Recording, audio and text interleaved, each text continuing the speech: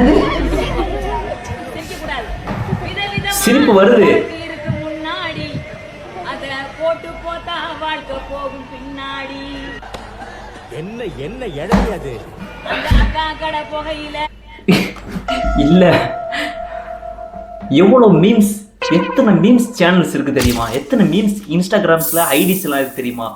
தெரிஞ்சும் இந்த மாதிரிலாம் ஏன் பண்றீங்க நீங்க? இல்ல ஒரு விழிப்புணர்வு, ஒரு நல்லா ஒரு விஷயம் சொல்லி கொடுக்குறீங்க, சொல்லி கொடுங்க. அதை மற்றபடி ஸ்பீக்லேயோ ஒரு தரமான பேச்சுவார்த்தையிலையோ அப்படி சொல்ல நினைங்க. இப்படிலாம் பார்த்தீங்கன்னா இப்படிலாம் பண்ணீங்கன்னா கண்டிப்பாக ட்ரோல் தான் பண்ணுவாங்க எல்லாருமே. என்ன வேணும் உனக்கு? கடவுள் என் முன்னாடி வந்து வர வேணும்னு கேட்க. அப்படி இருக்கக்கூடாது, அப்படி இருக்கக்கூடாது. நினைக்கிறதா நினைக்கிறேன், நினைச்சேன்டா.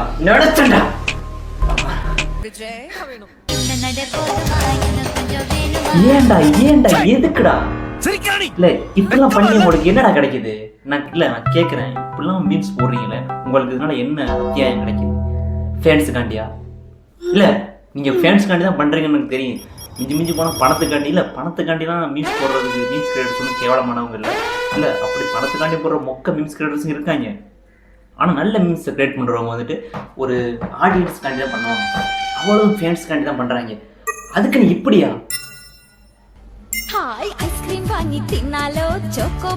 ராகம் புதுசா இருக்கு, மலையாள வெர்ஷனா?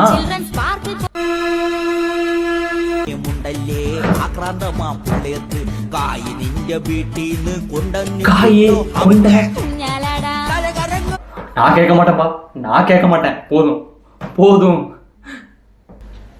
அரசியல் நாகரிகமே என்ன என்று தெரியாமல், அரசியல் எப்படி செய்யணும் என்று தெரியாமல் இன்றைக்கு தமிழ்நாட்டில் உட்கார்ந்து என்ன நடக்குதுங்க? என்ன நடக்குது?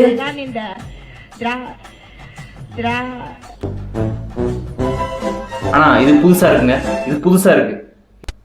இது எல்லாத்துக்கும் மேல யாரா நீங்க எல்லாம்? சொல்றேன் நோ உதயனா தம்பி நானா, ஏன் முன்னால அப்பலாம் பேசாதடா நீ. என்னப்பா சொல்லி விஜய் மாதிரி பண்ற? இல்ல இதுல அண்ணே சொன்னது ஓகே, சொல்லிட்டாப்ல சொல்லிவிட்டுங்க. விஜய் மாதிரி போஸ் கொடுக்குறீங்க. நான் மட்டும் இல்லனா இங்க ஒவ்வொருத்தரும் உதயனா தம்பி தான். சுதாகரன் தெரியும் அவர் தம்பி தான். சரி கிளம்பு.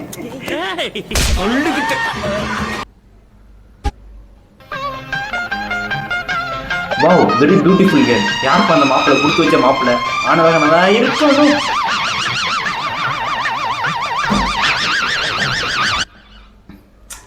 சரி நல்லா இருப்பா, நல்லா இரு, நல்லா இரு. அதைத்தான் சொல்ல முடியும், வேற திட்டுனா பொறாமன்னு சொல்லுவாங்க. நல்லா இரு.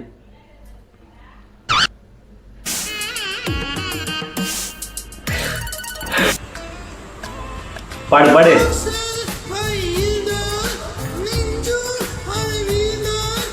போதும் போதும்.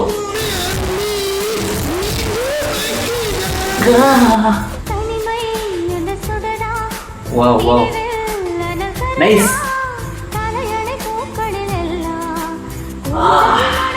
அற்புதம் அற்புதம்.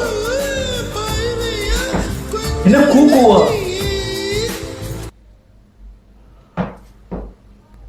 என்ன சொல்றது, என்ன சொல்றதுன்னு தெரியல. ஏதாச்சும் பேசுனா வந்துட்டு புல்லிங் பண்ற, நீ வந்து நீ பேசுனது தப்பு அப்புன்னு ஒரு பக்கம் கிளம்பிடுவாங்க. நீ அவனை திட்டி தாண்டா அவனை அப்புன்னு ஒரு பக்கம் சொல்லுவாங்க. என்ன தாண்டா பண்றது சொல்லுங்கடா, என்ன தாண்டா பண்றது, என்ன தாண்டா பண்றது? இந்த அனுபவம் இருக்கே கொடூரண்டா, நரகண்டா.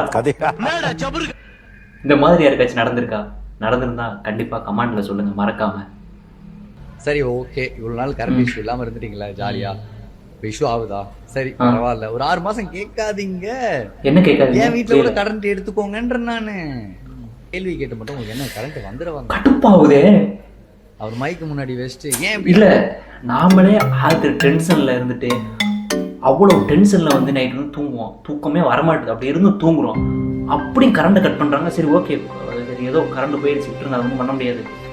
அந்த மாதிரி சமயத்துல ட்ரெண்டிங் ஆகணும் அப்படின்ட்டு சில பேர் இந்த மாதிரி பேசுவாங்க பாருங்க, அப்ப வரும்டா கடுப்பு. என்ன மாதிரி திரும்ப கடுப்பு வரும்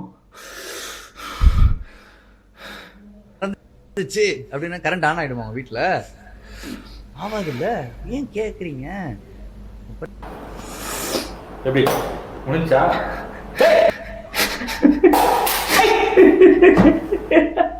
கேலி போடு வேலியை தாண்டி எவனாச்சும் காலை வச்சா இது எதோ சீரியல் நான் பார்த்த மாதிரி ஞாபகம் வருது. கருப்பு நிச்சயமா கேட்டு வைப்பாங்கிற நம்பி மீனாட்சியை தண்டிச்சு அவகிட்ட இருந்து எங்க நேரத்தை மீட்டு கொடுப்பா. போய் அடிச்சு பாருங்க.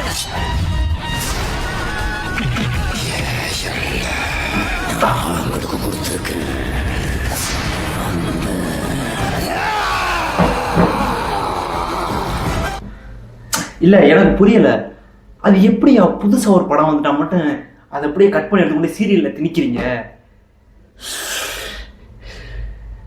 இல்ல எனக்கு புரியல. இப்படிதான் காந்தராவையும் இதே மாதிரிதான் பண்ணாங்க. காந்தரா படம் வந்து கொஞ்ச நாள் கழிச்சு அதை கொண்டு போய் ஒரு சீனை எடுத்து வச்சிருந்தாங்க அந்த சீரியல்ல. என்னதான் சொல்றது, வர போங்கடா.